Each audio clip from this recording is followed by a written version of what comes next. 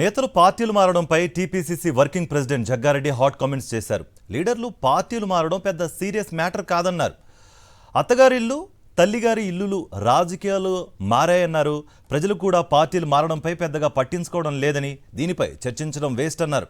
ఇప్పుడున్న నేతల్లో ఎక్కువ మంది నేతలు పార్టీలు మారిన వారే ఉన్నారంటూ కామెంట్స్ చేశారు జగ్గారెడ్డి. పదే పదే మాట్లాడుతున్నారు మీరు.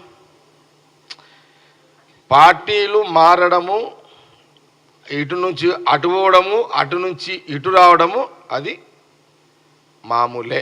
అది పెద్ద సీరియస్ మ్యాటర్ కాదు. బీఆర్ఎస్ నుంచి కాంగ్రెస్కి, కాంగ్రెస్ నుంచి బీఆర్ఎస్కి, బీజేపీ వాడు ఇటు రావడం, ఇక్కడ ఉన్నాడు అక్కడ బీజేపీకి అయితే ఓరు. ఇది కామన్. ఇదిగా ప్రజలు కూడా దీని గురించి పెద్దగా ఆలోచన చేస్తలేరు, పట్టించుకోవట్లేదు. ఇది అత్తగారిల్లు తల్లిగారిల్లు అయిపోయింది ఇప్పుడు పాలిటిక్స్.